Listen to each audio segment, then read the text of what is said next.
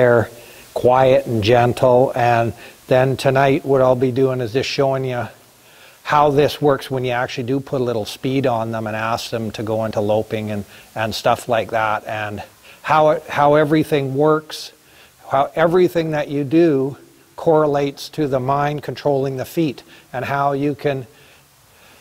even when you put speed on them, if you're doing it proper and you're feeling timing is right, how it won't fall apart on you. Because this is what's happening with people. It falls apart on them when they put speed on the horse and he's also a good example, because if I decide to have one of you come out here and just see what that feel is like, that sweep, and he's nice and short, and but at the same time he's very, very strong pony. Like, he packs me around like nothing, better than that big mare actually. He'll pick up his lead so nice and easy, and he's very, very good that way. So, but we're talking about a green pony here, right? So so same thing as always, getting them with that respect, and never trying to capture them. And on ponies like this, that keeping that respect is so important, because even when I open up gates on him, he'll see, a lot of people would think it's kind of cute and funny, but he'll take his nose and push that gate open. You just don't want him to get carried away with doing stuff like that, you know, because everyone thinks, oh, he's cute and he's got personality and that, but you let him start bunting stuff with his head, like the gate. Pretty soon he'll be bunting you with it. So it's knowing where to draw those boundaries with him. And everything he does, he's got to get into everything. His mouth has got to be on everything. So on him, you have to be fairly critical at times, because he will take advantage of you. And but today I was doing some different things with them, and that I'd never done before. So this will only be, I did some work with that tire and the lariat rope. So you'll see how what I tell you about the developing that feel and getting that horse to move and yield to pressure, it's all the same. So you got to control the hindquarters. I work more on the hindquarters than I do worry about that front end, because that's where the power comes from, and that's where you need these horses or ponies to be able to get control of. So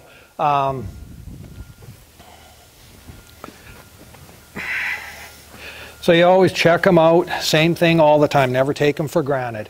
I don't care how old they are. Never take them for granted.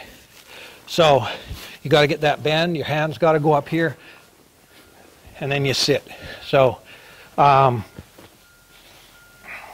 this kind of little pony here, he'd rather not let me rub his head. See, when I bring him in here, he'd rather not have me rub his head. He'd rather be able to take it away. So this is part of the discipline in here, to be able to make him stay in here without moving and rub his head, because actually he'd just rather do his own thing and not have me do that to him, right? So you have to work on that. Sometimes I forget about doing that, and I don't do enough of it. So don't forget these things.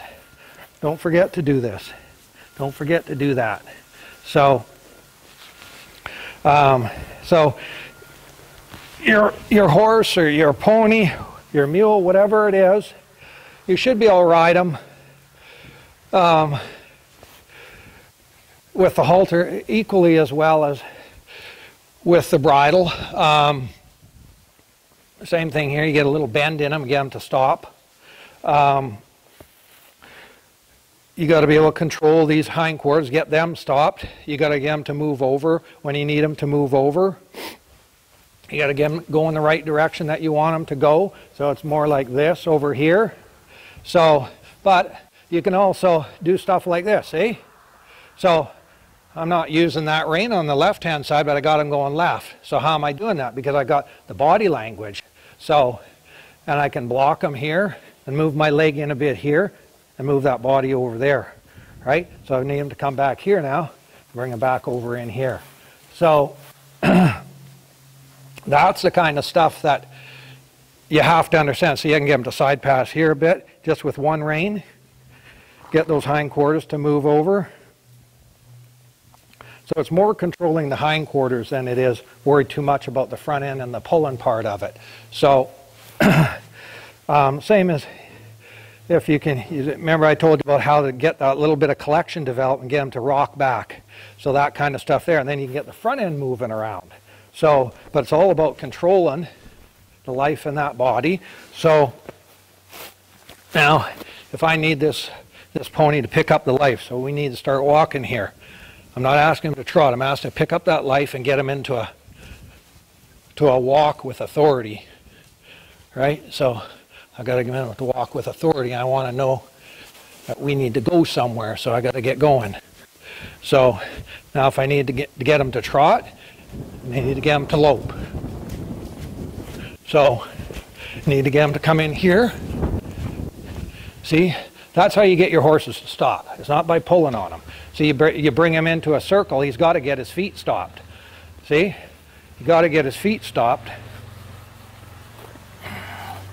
But what happens is when you ask for speed, then everything falls apart. So that's why round pens and that are really, really helpful, because you're not getting jammed up in corners. But you got to have everything else before, and that's why when I go off into a lope, you see how I do it is I bring them, how I start them to get into a lope is in a smaller circle.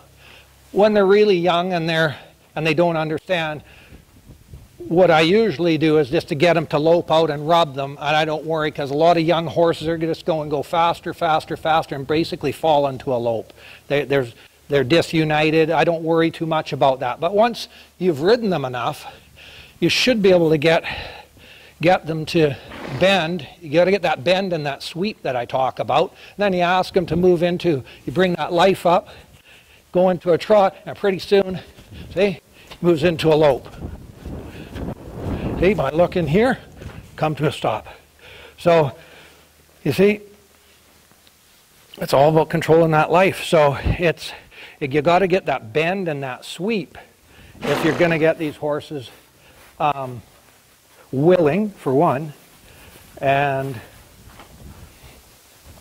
soft.